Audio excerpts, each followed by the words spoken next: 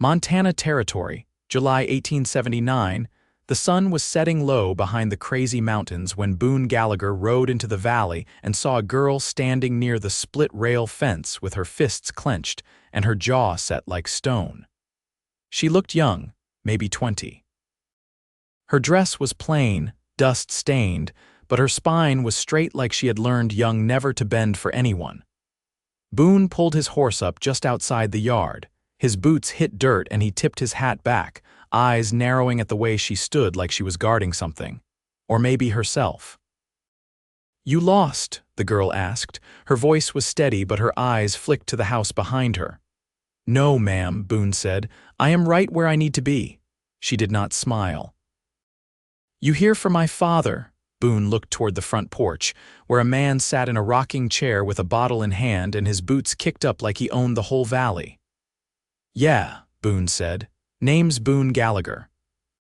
"He sent word about a land deal." The girl stared at him for a moment longer, then stepped aside. "Go on in," she said, but her voice was tight. The house looked tired. Shutters hung crooked and the porch sagged on one side. Her father, Elias Tuck, barely stood when Boone came up the steps. "You ride all the way from Billings?" Elias asked, slurring a bit through the whiskey. "Red Lodge," Boone said. "You said you had 200 acres open for cattle." Elias nodded and waved a hand. "Rich soil. River runs through it." "You will not find better." Boone's eyes flicked to the girl again. She had not moved from the fence.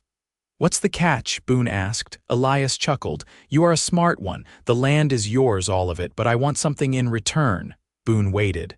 "My daughter," Elias said. "You take her with you. Marry her, keep her safe, whatever you want. You ride out of here with her and the land is yours." Boone went still. Elias leaned forward. "She is no good to me, stubborn like her mother, and I do not need another mouth to feed." Boone looked back at her. She was not listening, she was watching. Her hands were still balled into fists. "I did not come here to buy a woman," Boone said flatly. "You are not buying her," Elias said, waving the bottle again. "You are taking her off my hands. Hell, I will throw in the barn too." Boone's jaw tightened. He had seen a lot in his 32 years, broken men, broken land, but this was something else. Elias stood, swaying. "You want the land or not, cowboy?" Boone stepped back off the porch. "Hey," Elias called after him. "You walk away, the deal is off." Boone kept walking toward the fence. The girl straightened. "Well," he stopped in front of her. "What is your name?" "Persephone," she said, her chin lifting. "Persephone Tuck. You want to stay here?" Boone asked. Her eyes flashed. "No." "Then come with me." Persephone blinked. "I do not want your father's land," Boone said, "but I will take you if that is what you want." She stared at him, stunned. "You would just take me?" "I will not trade for you," he said, "but I will get you out of here." Her voice cracked. "Why would you do that?" Boone looked her straight in the eye. "Because no one should be treated like property." She looked down at her hands, then back up at him. Slowly, she nodded. "Give me 10 minutes," she said. Boone waited. When Persephone came back, she had a worn carpet bag in one hand and a rifle slung over her shoulder. They rode out without a word to Elias. 20 miles passed before either of them spoke again. They had set up camp beneath a cottonwood near the river. Boone tied off the horses while Persephone lit a small fire with shaking hands. "You do not even know me," she said finally. "I will," Boone said. He handed her a tin cup of coffee. Their fingers brushed. She looked at him over the rim of the cup. "You are not what I expected." "What did you expect?" "Another man like him." Boone's voice was quiet. "I am nothing like him." She watched the fire for a long time. Then softly, "You really left the land behind." "I would rather sleep on dirt with you," Boone said, "than own 1,000 acres soaked in your tears." Persephone's eyes filled, but she did not let the tears fall. She just nodded and scooted a little closer to the fire. That night they did not say much. But when Boone spread his blanket, he made room for her beside it, and when Persephone lay down, she did not look back toward the valley. She looked at Boone, and for the first time in a long while she felt safe. He kept his rifle across his chest and his eyes on the trees. He did not sleep until she did. They passed into the Gallatin Valley by late morning, hooves soft in the damp grass where the river had swelled and pulled back. The air smelled of wet earth and willow bark. Persephone rode a few paces behind Boone, her eyes drawn not to the land but to the sky open and endless, without walls or men shouting her name like she owed them something. Boone slowed his horse near a bend where cottonwoods grew tall and close. "We'll make a stop up ahead," he said. "There's a widow I know keeps a place near the bluff. You'll be safe there while I ride into town." Persephone's brow knit. "You planning to leave me there?" "No," Boone said, glancing over his shoulder. "I'm planning to buy supplies." "Can't do that with someone watching the horses and the food." She didn't answer right away. When she did, her voice was low. "I've never had anyone come back for me." "You will," he said. "Always." They reached the widow's homestead by early afternoon. It was a clean place, whitewashed logs, a small barn, smoke rising from a chimney. An older woman with thick gray braids stepped out onto the porch, wiping her hands on her apron. "Boone Gallagher," she said, smiling warmly. "Thought you were off toward the Yellowstone." "Been a change, of course," Boone said, dismounting. "This is Persephone Tuck. Can she rest here a while?" The widow's eyes moved between them, sharp and assessing. "She can." Then to Persephone, "You hungry girl?" Persephone hesitated, then gave a single nod. Boone handed the reins to the widow's grandson, a boy of about 12, and turned to Persephone. "I'll be back before dusk." She didn't answer, but she didn't look away from him either. Boone nodded and rode off toward Bozeman. Inside the cabin, the widow handed Persephone a bowl of stew and sat across from her at the table. The room was sunlit, the windows open to the breeze. "You're not kin," the woman said, not unkindly. "No," Persephone replied, careful. "He helped me leave my father's place." The widow's eyes softened. "He's done that before, not for a woman, though." Persephone looked up. "He's brought others, a boy once, years ago." Bruised ribs, eyes blackened. Boone didn't say a word, just rode in, left the boy here, and rode back out. Persephone looked down at her hands. "He doesn't talk much about himself." "He won't," the widow said, "but he listens better than most." She paused. "And he don't ask for anything in return." The stew was thick with potatoes and elk meat. Persephone ate slowly, unsure how to hold a spoon without feeling watched. The widow didn't press further, just let the silence settle like dust around them. When the light began to shift, Boone returned with a bundle of supplies tied behind his saddle: flour, beans, a small sack of coffee, and new leather boots slung over one side. Persephone stepped out to meet him. "You didn't have to buy me anything." "They ain't for show," Boone said, handing her the boots. "Yours are worn through." She took them, fingers brushing the stitching. "Thank you," he nodded once. "We'll camp by the slope tonight. There's a spring feeds out of the ridge." As they rode out, Persephone looked back once at the widow's house. The woman stood in the doorway, arms folded, watching them go with a look Persephone didn't know how to name. They stopped before sundown, where the land rose into rocky ground and pine. Boone set up camp in practiced silence. Persephone gathered kindling, her palms raw but steady. Later, as dusk cooled the air, Boone passed her a tin plate and sat across the fire. The silence between them was not awkward, it had shape, weight, like something they were both learning to trust. "When did you leave home?" she asked softly. Boone didn't look up. "I was 17. My brother died in a mine collapse. My father drank himself dead not long after." "I'm sorry," she said. He shrugged. Only thing left was the saddle. They ate in quiet, and when the fire burned low, Persephone unfolded her blanket and lay down facing the stars. Boone settled nearby, rifle across his lap again, but this time he didn't keep his eyes on the trees. He watched her shoulders rise and fall, steady now. After a while, her voice drifted out. "You could have taken the land." "I didn't want it," Boone said. "Why not?" He poked the fire with a stick. "Because you were the only thing worth taking." She didn't answer, but her breath caught just once. Then she rolled to face the other way, and Boone let her have the quiet, knowing some truths take time to settle. The moon climbed high, silvering the pines. Boone didn't sleep until her breathing deepened, even and untroubled. They reached the high country by late July, where the air thinned and the wind moved low through the grass like it was whispering secrets. Boone led them up a narrow ridge trail that bent around sandstone outcrops, his mare sure-footed despite the loose shale. Persephone's new boots were already worn at the toes from walking steep ground when the horses needed rest. They made camp beneath a rock shelf streaked with lichen, out of sight from the trail. Boone never said it aloud, but he kept their fires small and their tracks brushed out each morning. Persephone didn't ask why. She only watched the way he studied the land, like he'd once had to learn the hard way what it cost to be careless. That evening, after they'd eaten salted venison and hard biscuit, she sat near the edge of the bluff, legs pulled up under her skirt. Boone stayed by the fire, his hat tipped back, eyes on the last light slipping behind the far peaks.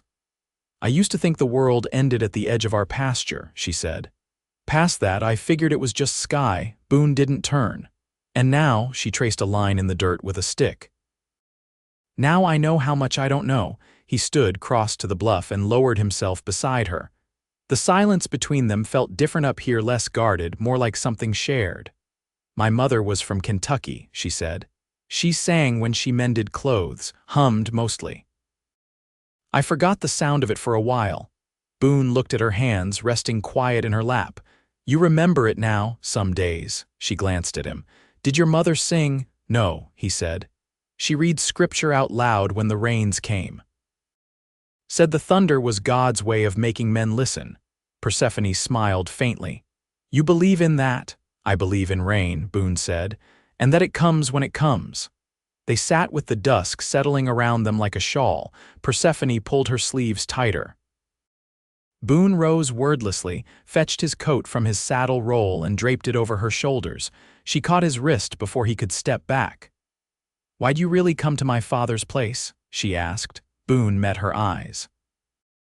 "I needed grazing land. But you left it when you didn't have to." He was quiet for a long moment.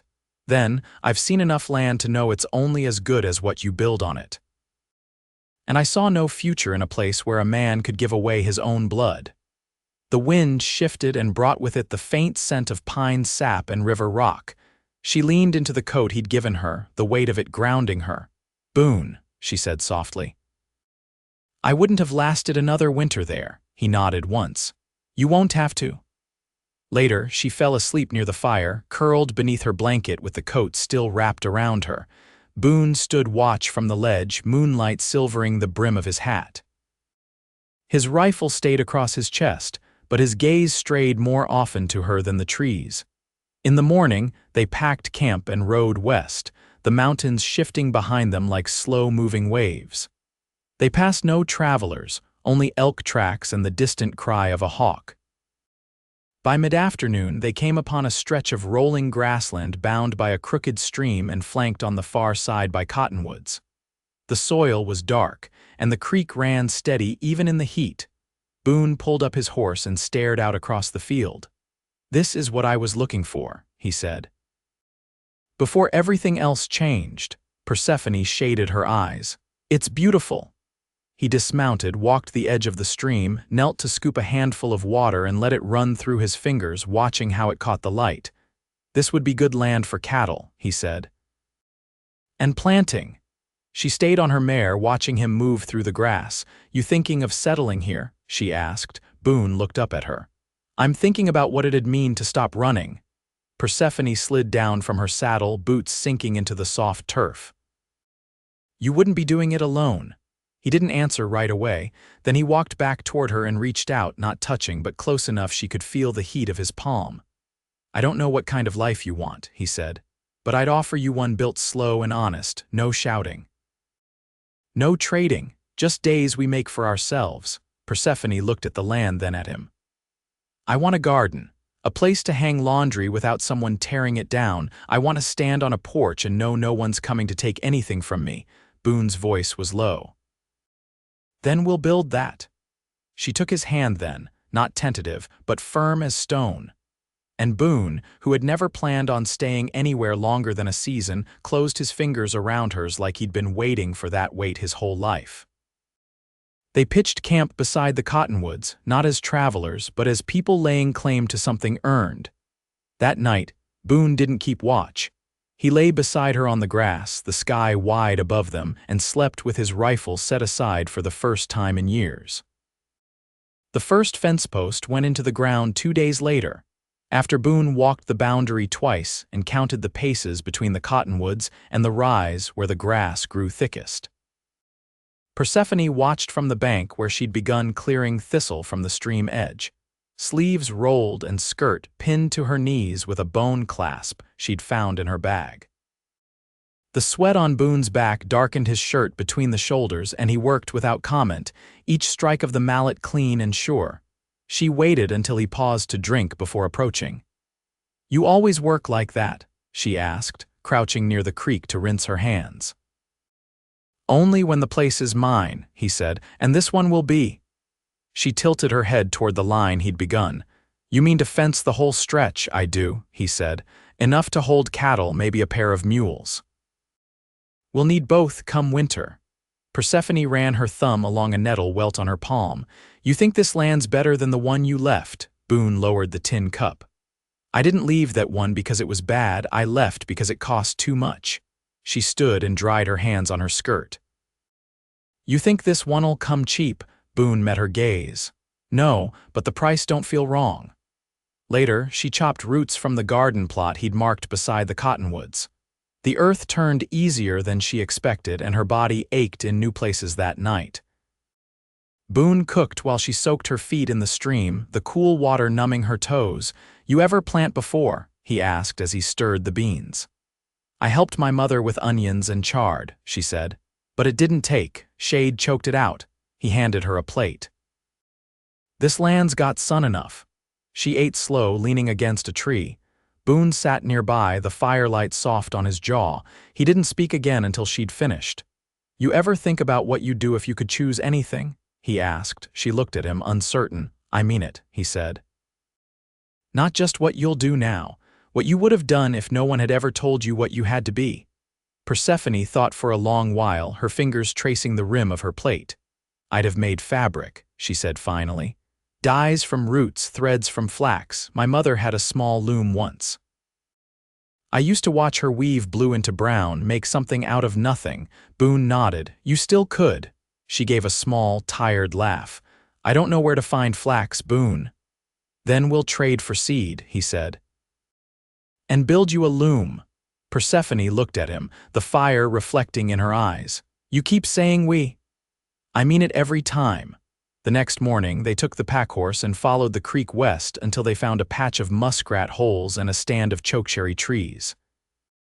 Persephone gathered the dark berries while Boone cut willow stalks and stacked them for drying. She hummed as she worked, something low and tuneless, but steady. When they returned, she set the berries to boil in a tin pot and strained the juice through a scrap of muslin. It stained her fingers a deep violet. Boone didn't ask what she meant to do with it. That night, she dipped a strand of dried grass into the dye and held it to the firelight. "Not flax," she said, "but it'll take color." Boone leaned closer. "It's a start." She looked up at him, her lashes casting faint shadows on her cheeks. "You always make room for other people's beginnings." He didn't smile, but his voice held a quiet warmth. "Only when they fit next to mine." The wind rose that night, carrying the scent of pine resin and the faint crack of branches high on the ridge. Boone moved their bedrolls closer to the fire, and Persephone didn't hesitate when he reached for her hand beneath the blanket. She rested her head against his shoulder, and he curved his arm around her with a gentleness that felt new, like something neither of them had been taught but both understood. They slept like that, close and unguarded, the stars wheeling slow overhead. And for the first time in either of their lives, the future didn't feel like something distant. It felt like something they could build, one post, one seed, one dyed strand at a time. The first frost came early that year. A thin, white film clung to the edges of the creek. and silvered the garden Rose Persephone had coaxed into life. Boone had spent the last weeks roofing the lean-to before the wind turned sharp, and now it stood just off the cabin's main wall, a place to store feed and tools, and sleep the mule if the snow came too deep. Persephone sat on the porch, a wool shawl wrapped around her shoulders. Her loom rested beside her knees, half warped with the strongest hemp thread Boone could find in town. Her fingers worked steadily, guiding each line through the frame with quiet focus. The dyed fibers she'd prepared from chokecherry and wild beetroot had dried into soft, earthy tones, nothing bright, but warm like the land around them. Boone stepped out onto the porch, smelling of cedar and smoke. He'd just finished splitting firewood and had a fresh cut across one knuckle. "You'll ruin your hands if you keep rushing through it," Persephone said, not looking up. "I'd rather ruin them building something than sitting still," Boone replied, easing onto the step beside her. She reached for his hand anyway, thumb brushing across the scrape. "You always bleed quiet," she said. He looked at her, the lines around his mouth softened by the cold. "You always notice." The silence that followed wasn't empty. It was the quiet that lived between people who had spent every hour of daylight and dark learning each other in ways that didn't need naming. Persephone threaded another weft line and paused. "I've been thinking," she said, eyes on the loom. "There's a woman 2 valleys over Mrs. Galen. She's got a spinning wheel she doesn't use anymore. Her son's gone back east and she's too old to work the flax. I thought maybe I'd trade her something for it." "What would you give her?" Boone asked. Persephone reached behind her and held up a small bundle of stitched cloth. "Made from the scraps left over from patching your shirts, sewed it last week." Boone took it in hand, turning it over. It was a child's cap, soft and careful. He looked at her, slower this time. "You expecting?" Persephone didn't smile, but her eyes were steady. "Not yet, but I'd like to be." "If you would." Boone set the cap down with more care than he'd shown anything made by hand. "I would," he said, "if you're ready." "I wasn't sure I'd want to raise children," she said. "Not after what I came from, but this place it feels different." "It makes me want to try." Boone leaned his shoulder against hers. "Then we'll try." That winter, they stayed close to the hearth. Persephone wove while Boone read aloud from the small stack of books the widow had sent with them in trade. He read slowly, careful with the words, and she mended seams or worked thread while the fire popped. In late January, Boone came in from the barn with a letter in hand. "It's from the land office," he said. "Surveyor passed through and marked our claim. It's official now." Persephone took the paper and ran her finger across the seal. "It's ours," she said. "Ours," Boone echoed. "By hand, not inheritance." That spring, she found herself slowed by nausea that came with the new green shoots.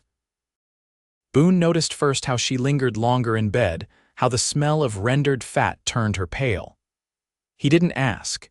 He brought her mint leaves and warm cloths instead.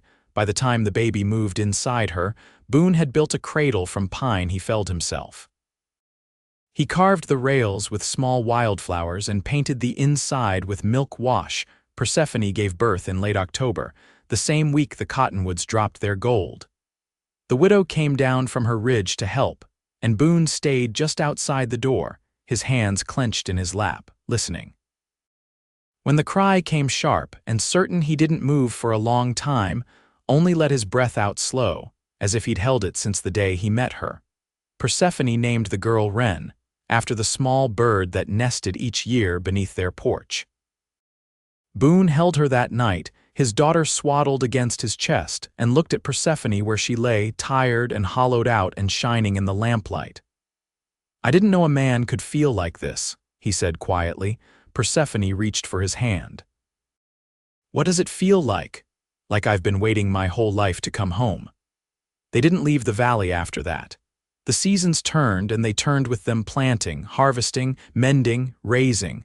Persephone spun her own thread and taught Wren to dye cloth with walnut hulls and elderberry. Boone taught her to ride and how to follow elk tracks through snow. They never spoke of Elias Tuck again. Some things didn't need remembering to be healed. They were healed by the way Boone always kept an eye on the ridge when Wren played outside, by the way Persephone hung her dyed cloth in the sun, and smiled like the world was finally hers. When Wren turned 6, Boone built her a small stool so she could sit beside her mother at the loom. She worked clumsily at first, but Persephone didn't correct her. She let her find the rhythm. Boone watched from the doorway, arms folded, content with the quiet industry of 2 people he loved more than he could ever say. That night they sat on the porch again, older than they'd been when they first claimed the land, but steadier. "You still glad you left that valley?" Persephone asked. Boone turned to her, eyes crinkled at the corners. "I didn't just leave it. I walked straight into something better." She leaned her head to his shoulder, and together they watched Wren chase fireflies across the grass, her laughter full and whole, and the land no longer just a place they labored for held them like it had chosen them too. They stayed through every season that followed, and with each passing year Boone and Persephone grew not only older but more certain of what they'd built. Something lasting, something gentle, something full of love and earned peace, always together. Always home.